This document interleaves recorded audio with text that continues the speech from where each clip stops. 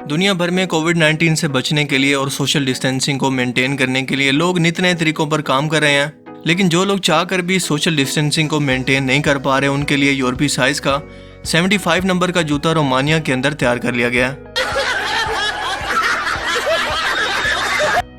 मतलब उन्हें लगाने के लिए नहीं, बल्कि सोशल डिस्टेंसिंग को ज़्यादा से ज़्यादा मेंटेन करने के लिए। ये खालिश चमड़े से बना है, जिसकी कीमत पाकिस्तानी रुपयों के अंदर तकरीबन 18,000 रुपये बनती है। पता नहीं पाकिस्तानी पुलिस के अंदर इस खबर को सुनने के बाद इतनी खुशी की लहर क्यों दौड़ गई है। Amazing random facts around the world के पार्ट 49 में खुशामदीद। ये वो सीरीज़ है जिसमें हम दुनिया जहान से मुतल्लिक ऐसी अमेजिंग और ऐसी हैरत अंगेज फैक्ट्स जानते हैं जो आपने आज से पहले कभी ना सुनी हो, और जिनके बारे में जानकर आप कहेंगे अमेजिंग। तो चलिए वीडियो को स्टार्ट करते हैं।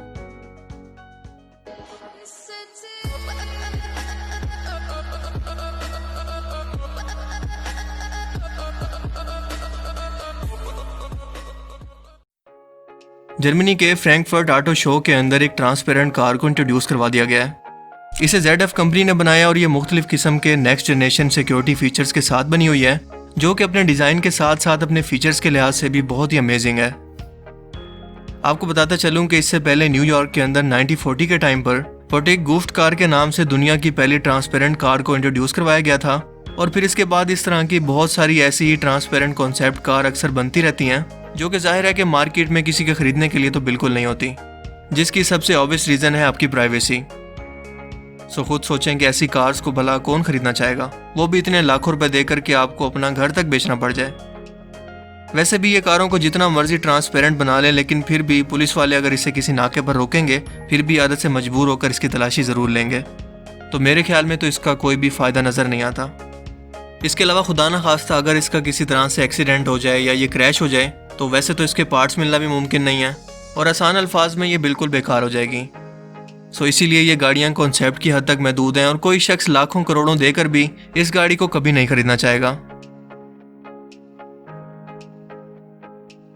दुनिया में इस वक्त सबसे ज़्यादा ग्लोबल वार्मिंग की वजह दरख्तों का कटाव भी है, जिससे लड़ने के लिए इंसान बहुत सारे पॉजिटिव स्टेप भी उठा रहे हैं। मिसाल के तौर पर इस पेंसिल की मिसाल ले लें।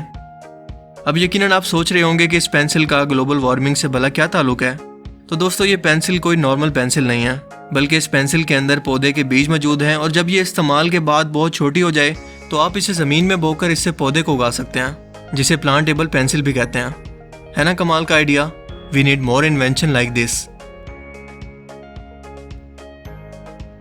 ऑस्ट्रेलिया के शहर मेलबर्न से तकरीबन 60 किलोमीटर शुमाल में एक 800 मीटर ऊंची पहाड़ी मौजूद है, जिसका नाम है माउंट डिसअपॉइंटमेंट, यानी कि मायूस कुन पहाड़ी। क्योंकि नॉर्मली आप जब भी किसी ऊंची चोटी या पहाड़ की ऊंचाई पर पहुंच जाएं, तो एक बहुत ही खूबसूरत नेचुरल लैंडस्केप या नज़ारा आपको देखने को ज़रूर मिलता है, लेकिन इस पहाड़ी पर चढ़कर ऐसा कुछ भी मुमकिन नहीं है। सो जितने भी कोपेमा इस पहाड़ी की चोटी पर पहुंचे, यहाँ का नज़ारा लेने के बाद काफ़ी डिसअपॉइंट हुए। सो इसी डिसअपॉइंटमेंट के अंदर उन्होंने इस पहाड़ी का नाम माउंट डिसअपॉइंटमेंट यानी कि मायूस कुन पहाड़ी ही रख दिया।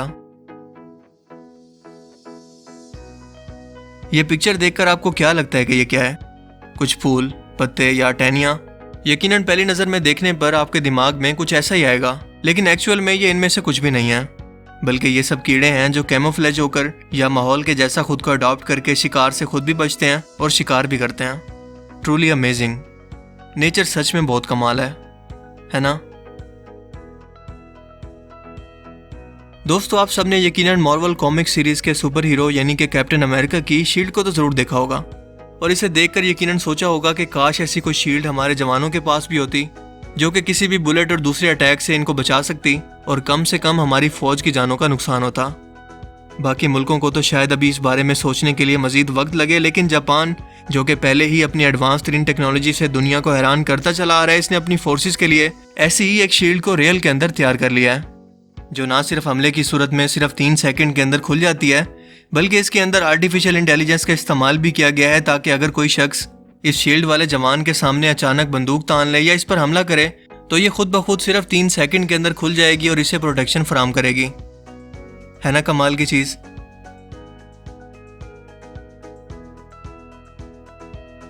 सो मेरा आपसे सवाल है कि आप एक पिक्चर को आखिर कितना जूम कर सकते हैं?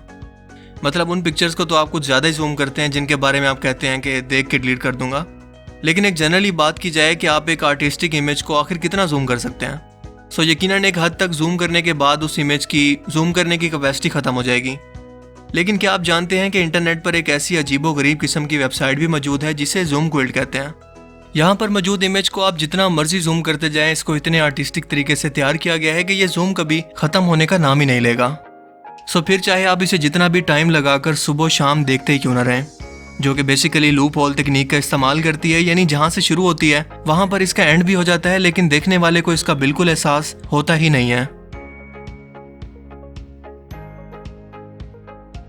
क्या आप जानते हैं कि आपके स्मार्टफोन में मौजूद फिंगरप्रिंट अनलॉक करने का सिस्टम, जो कि आपकी फिंगर से या थंब से आपके फ़ोन को अनलॉक करने के लिए इस्तेमाल होता है, सिर्फ इस वक्त तक आपके फ़ोन को अनलॉक कर सकता है जब तक आप जिंदा हों। जी हाँ, 14 जुलाई 2015 को एक स्टडी पब्लिश की गई जिसमें यह बताया गया कि मरने वाले शख्स के फिंगरप्रिंट सिकुड़ने के बाद ज़्यादा रिलायबल नहीं रहते और स्मार्टफोन का फिंगरप्रिंट अनलॉक सिस्टम इन्हें पहचान ही नहीं पाता। सो किसी मुर्दा शख्स का फिंगरप्रिंट अनलॉक सिस्टम के जरिए उसका मोबाइल फ़ोन अनलॉक करना नामुमकिन है। क्या आप जानते हैं कि दुनिया की सबसे ज़्यादा कमाई करने वाली वीडियो गेम का नाम क्या है? यकीनन ये सुनने के बाद आपके दिमाग में GTA 5 या फिर PUBG जैसी गेम का नाम आया होगा, लेकिन ऐसा बिल्कुल नहीं है। दुनिया में इस वक्त सबसे ज़्यादा कमाई करने वाली वीडियो गेम का नाम है मारियो, जो कि 1981 में रिलीज़ की गई और अब तक 2019 के एस्टिमेशन के मुताबिक ये $32.4 बिलियन इस वक्त तक कमा चुकी है। जबकि दूसरे नंबर पर पोकेमॉन और तीसरे नंबर पर कॉल ऑफ ड्यूटी का नाम आता है। दोस्तों, ये बात तो हम सभी लोग जानते हैं कि खला में घूमने वाले एस्ट्रॉयड या आवारा शाब साकिब ज़मीन पर मुसलसल गिरते रहते हैं, लेकिन इनकी एक्यूरेट फुटेज जो आसमान से ज़मीन पर गिरती हुई इनकी किसी ने बनाई हो, बहुत ही कम देखने को मिलती है। मिसाल के तौर पर इंडोनेशिया में गिरने वाले इस मेट्रॉयड की अब तक की ये सबसे क्लियर फुटेज है, जो कि एक्सीडेंटली एक शख्स के कैमरे के अंदर अचानक से रिकॉर्ड हो गई, जिसमें इसे रात की तारीकी के अंदर वाज़े तौर पर आसमान में चमकते हुए देखा जा सकता है, जिसे हम अपनी ज़बान के अंदर नॉर्मली शूटिंग स्टार या टूटता हुआ तारा भी कहते हैं। ये जानवर आपने अक्सर तस्वीरों के अंदर कभी ना कभी तो ज़रूर देखा होगा, जो कि हिरन के ख़ानदान से ताल्लुक़ रखता है और बहुत तेज़ी से मुसलसल नापैद या एक्सटेंट हो रहा है। इसका नाम है मूस, जो कि अलास्का, कनाडा और इंग्लैंड जैसे ठंडे इलाकों के अंदर रहते हैं।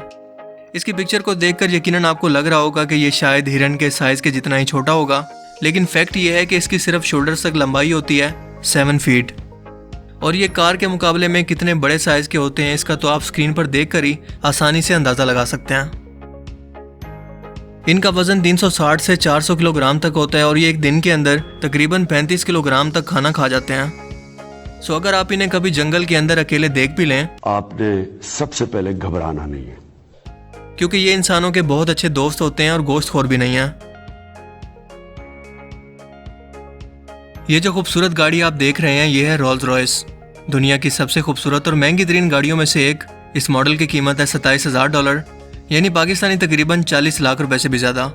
लेकिन फैक्ट ये है कि ये कीमत एक मुकम्मल असल गाड़ी की नहीं है, बल्कि इससे 8 गुना छोटे ऐसे मॉडल की है जिसे आप शो पीस के तौर पर घर के अंदर रख सकते हैं। क्यों जी, 50 आ गई कि नहीं?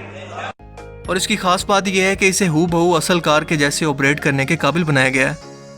इंजन से लेकर इसकी सीट्स तक, लाइट से लेकर इसके स्पीडोमीटर तक, सब कुछ असल गाड़ी की तरह ही छोटे साइज के अंदर बनाया गया है, जिसके अंदर 450 घंटे का वक्त लगता है। और ये 10 सेंटीमीटर चौड़ी, 26 सेंटीमीटर लंबी, जबकि सिर्फ 9 सेंटीमीटर ऊंची है, जिसे आप खुद ऑर्डर पर भी चाहें तो बनवा सकते हैं।